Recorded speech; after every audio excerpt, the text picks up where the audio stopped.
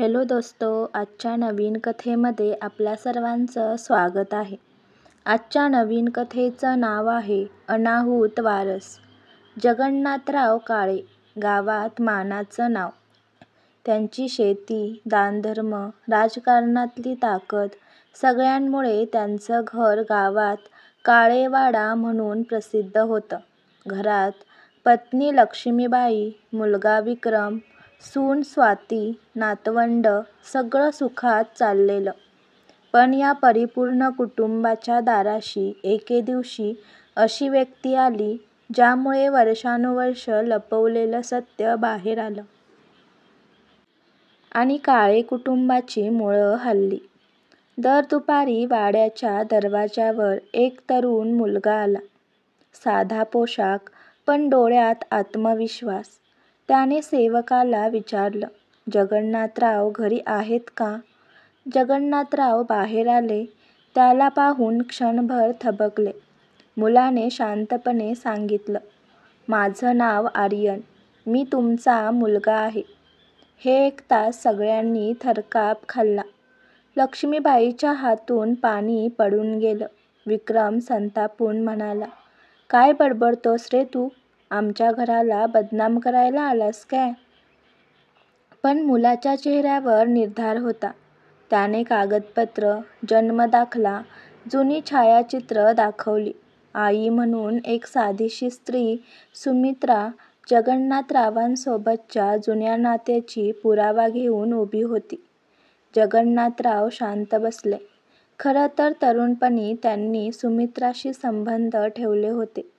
त्या काळातलं प्रेम, पण समाज, प्रतिष्ठा आणि राजकारणामुळे त्यांनी तिच्याकडे पाठ फिरवली. आर्यन तिच्या पोटी जन्माला आला, पण त्याच्या अस्तित्वाची जबाबदारी जगन्नाथरावांनी कधी घेतली नाही. आज मात्र आर्यन स्वतः उभा राहिला होता. त्याने ठाम शब्दात सांगितलं, मला तुमच्या घरातल्या सुखसोयी नकोत, पण माझ्या जन्माचा अधिकार हवा आहे आणि तुमच्या संपत्तीवरचा हिस्सा मला कायदेशीर मिळणारच आहे. घरात वादळ उठलं. लक्ष्मीबाईंच्या डोळ्यात अश्रू होते, पण त्यांच्या मनात दुःखापेक्षा विश्वासघाताची वेदना होती. विक्रम संतापून वकिलांना भेटला. स्वातीला भविष्यातल्या समाजकुजबुजीची चिंता होती. गावात अफवा पसरली, काळेंच्या बाहेर मुलगा आहे. तोच खरा वारीस ठरल की काय? आर्यनने आपला हक्क मागण्यासाठी कोर्टाची दारं ठोठावली. विक्रमनं त्याला थांबवण्यासाठी पैसे देऊन तोडायचा प्रयत्न केला, पण आर्यन हट्टी होता. तो गावातच राहू लागला. लोकांच्या नजरेत येऊ लागला. जगन्नाथरावांचे जुने मित्र, राजकीय शत्रू सगळे या प्रसंगाचा फायदा घेऊ लागले. घरात तणाव वाढत गेला. कोर्टात पुरावे ठेवले गेले. जन्मदाखले, पत्र, जुनी छायाचित्र. जगन्नाथरावांनी अखेर मान खाली घालून सत्य मान्य केलं. न्यायालयाने ठरवलं, आर्यनला संपत्तीवर हिस्सा मिळेलच. घरात धक्का बसला. विक्रम रागाने वडिलांपासून दुरावला. लक्ष्मीबाई मात्र थकून शांत झाल्या.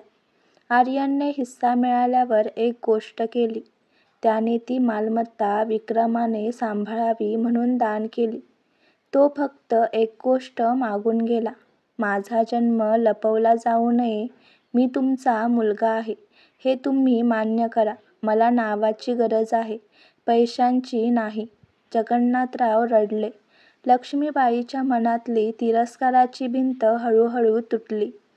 आर्यन कुटुंबाचा भाग झाला, पण त्याची ओळख समाजात नेहमी चर्चेत राहिली. काळे कुटुंबाने मोठा धक्का सहन केला, पण त्या धक्क्यामुळे त्यांच्या जीवनातले मुखवटे गळून पडले.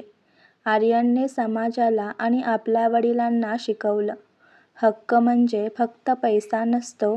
हक्क म्हणजे ओळख, नाव आणि न्याय. आजची कथा आवडला असल्यास व्हिडिओला लाईक करा, चॅनलला सबस्क्राईब करा आणि कथा कशी वाटली हे कमेंटद्वारे जरूर कळवा. व्हिडिओ जास्तीत जास्त शेअर करा. धन्यवाद.